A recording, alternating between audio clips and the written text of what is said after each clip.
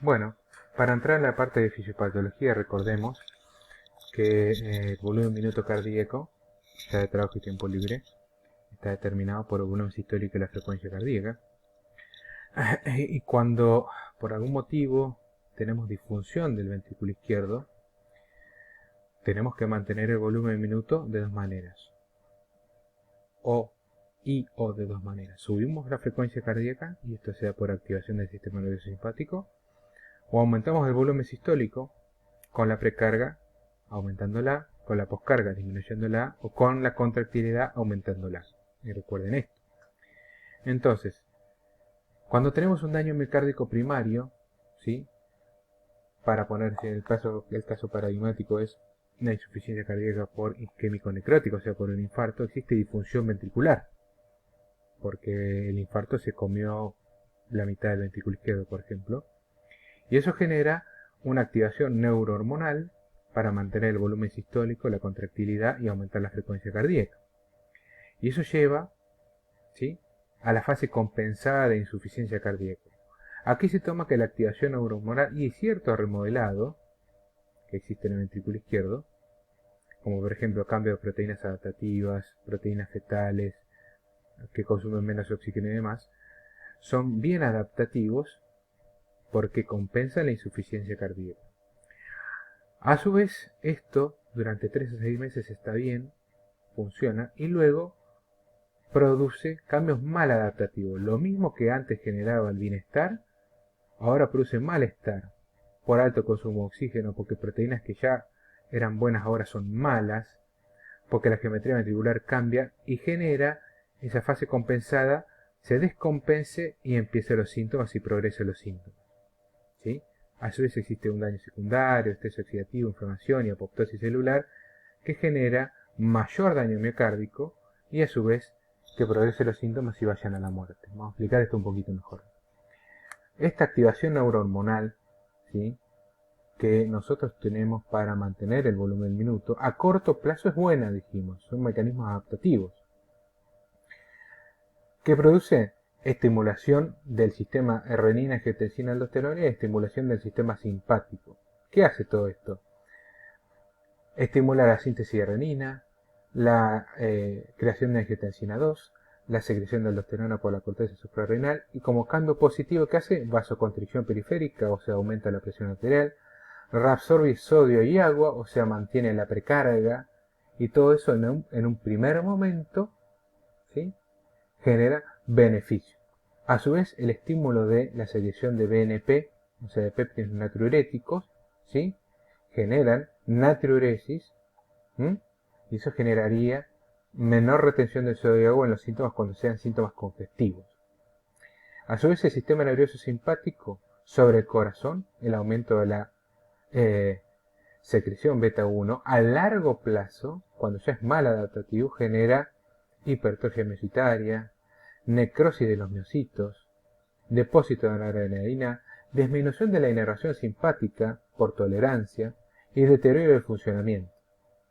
Sobre el riñón, aumenta la liberación de renina y la activación del sistema renina-angiotensina-aldosterona, que a largo plazo esa reabsorción de sodio y agua generalmente provoca síntomas muy congestivos y menor respuesta a los vasopéptidos natriuréticos, que son vasodilatadores, y natriuréticos per se, que generan más síntomas congestivos per se.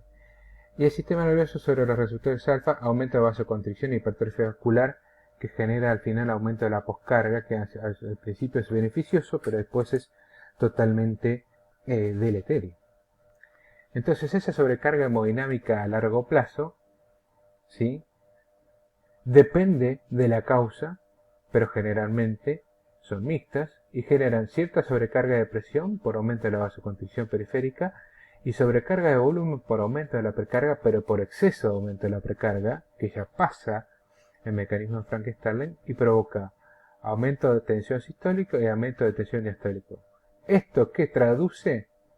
Vamos a hacer así, en remodelado ventricular, en sarcómeros paralelos o en serie, y que ese ventrículo que sufrió insuficiencia cardíaca se hipertrofie o genere hipertrofia excéntrica, se dilate. La mayoría de las insuficiencias cardíacas isquémico-necróticas sufren esta sobrecarga y se dilatan, la mayoría de las insuficiencias cardíacas con fracción de eyección conservada sufren esta hipertrofia, y se producen engrosamiento de las paredes ventriculares. ¿Okay? Nada de eso es bueno.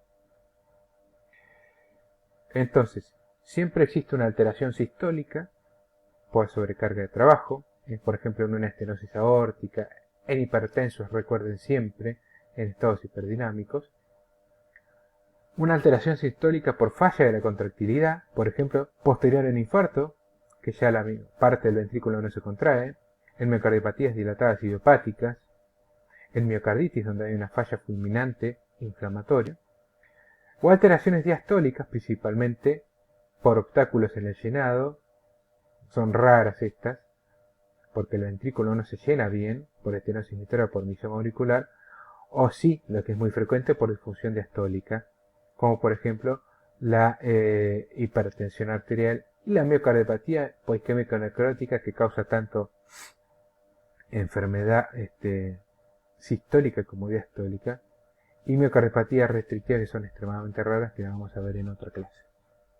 O sea, fisiopatológicamente, y esto sí lo vamos, más allá de que siempre comparten mecanismos fisiopatológicos, la insuficiencia cardíaca con fracción de eyección reducida tiene un mecanismo fisiopatológico donde hay un daño miocárdico primario, por ejemplo, isquemia o infarto, disminuye el número de cardiomiocitos viables y muy funcionantes, se crean los mecanismos compensadores que luego descompensan, como la activación del sistema neurohormonal y el sistema simpático, se reduce la contractilidad miocitaria y la función de cámara del ventrículo izquierdo, y principalmente tiene compromiso de la función sistólica del vein. Entonces se llama insuficiencia cardíaca con fracción de eyección reducida.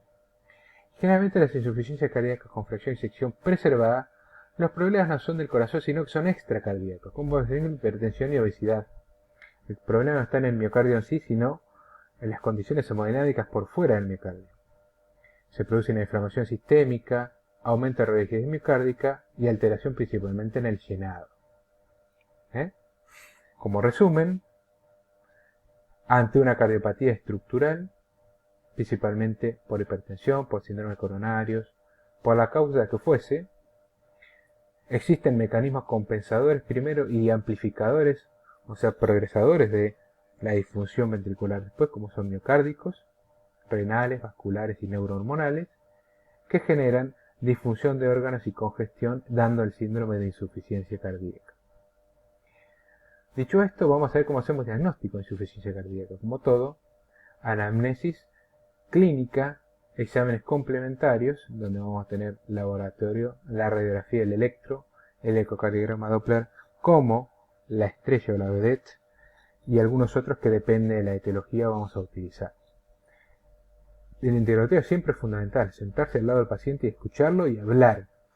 Si tiene antecedentes de hipertensión, si tiene antecedentes de diabetes, tabaquista, si tiene antecedentes de infarto, si tiene antecedentes familiares, de cardiopatías congénitas, de valvulopatías, de enfermedad aterosclerótica, ya sea ACV o enfermedad vascular periférica, que me hace pensar que también puede tener enfermedad aterosclerótica coronaria.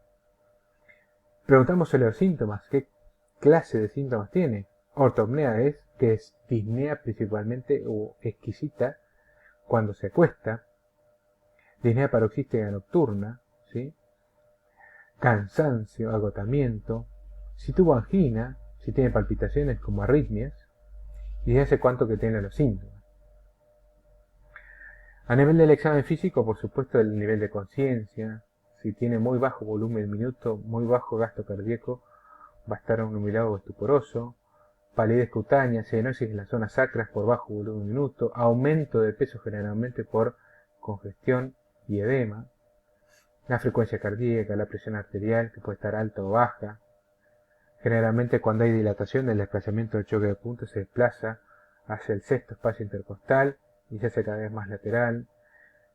El tercer ruido generalmente es altamente específico. Si existen unos soplos va a denotar enfermedad valvular.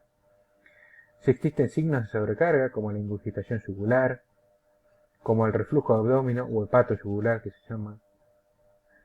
Si existen edemas periféricos, principalmente en las zonas de decúbito, tobillo, sacro, si es que está postrado. el edema frío, ¿por qué? Porque existe bajo volumen en minuto, el edema bilateral siempre, y hepatomegalia-citis también como síntomas de congestión. Y el aparato respiratorio, frecuencia respiratoria y síntomas de congestión del circuito menor como la existencia de rales crepitantes o derrame pleural. Bien, esto es lo mismo, pero de manera esquemática y con dibujo. Ahora bien, como dijimos que es un síndrome la insuficiencia cardíaca, o sea, un conjunto de signos y síntomas que denotan un cuadro clínico clásico, pero que tiene múltiples enfermedades, existen criterios mayores y menores para decir este tipo tiene insuficiencia cardíaca o tiene otra cosa. ¿Cuáles son los criterios clínicos que generalmente se utilizan para ver que un paciente tiene insuficiencia cardíaca? Criterios mayores, o sea que tiran más hacia insuficiencia cardíaca, y criterios menores que pueden compartir con otras enfermedades y que suman, pero que por sí solos no hacen diagnóstico de síndrome. La disnea paroxística nocturna y la autopnea son clásicos de la insuficiencia cardíaca. Que existan rales pulmonares, bilaterales principalmente, casi siempre de insuficiencia cardíaca. Que exista tercer ruido, prácticamente en insuficiencia cardíaca. Estos son muchos de los criterios mayores. Y criterios menores que comparten con otras enfermedades. Edema periférico puede ser por múltiples causas. Tos puede ser por múltiples causas. Condenas nocturnas generalmente es por insuficiencia cardíaca. Disnea de esfuerzo puede ser por causa cardíaca o por causa pulmonar. Y bueno, y múltiples criterios que pueden compartir con más enfermedades. Ahora, si tiene dos criterios mayores o uno y dos menores, generalmente hace el diagnóstico de insuficiencia cardíaca como síndrome clínico.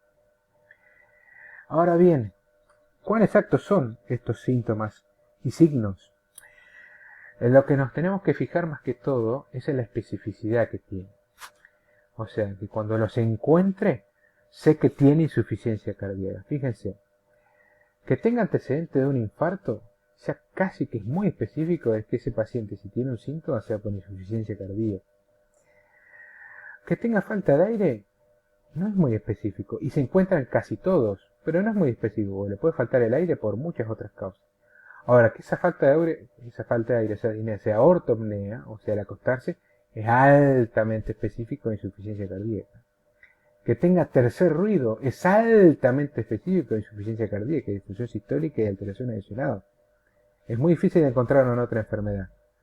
Pero y esto por falta de ocultación o por falta de pericia generalmente, se lo encuentra en 1 de cada 10 pacientes, es muy difícil. Y la hepatomegalia, que también no es frecuente de encontrar, es altamente específica, ¿sí? Los rales crepitantes, principalmente cuando son bilaterales, también tienen cierta especificidad para diagnóstico de insuficiencia cardíaca.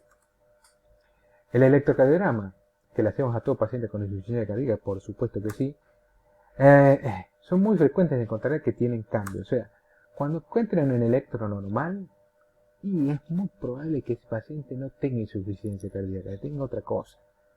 Un electro normal en un paciente con síndrome de insuficiencia cardíaca es raro. Realmente tienen algo.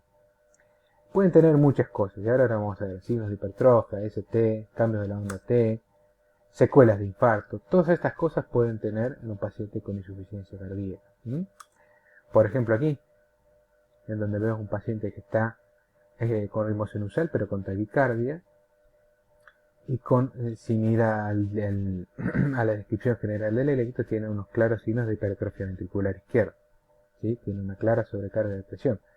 Seguramente tenga alguna hipertensión arterial de larga data o valvulopatía estenótica aórtica. Y seguramente tenga una insuficiencia cardíaca con fracción de decisión preservada.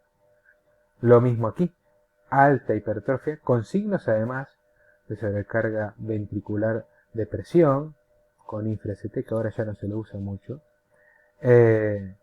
y fíjense, con algo muy importante, una arritmia muy clásica que va por aumento de presión de la aurícula, que es con fibrilación auricular, que va casi de la manito con la insuficiencia cardíaca. Tarde o temprano, todas las insuficiencias cardíacas tienen fibrilación auricular. O este último electro, que lo que tiene de llamativo que es una gran secuela de un infarto anterior, que tiene QSB1 de 3 con un supra de no reperfusión previa y T negativa de secuela posterior de isquemia necrosis crónica.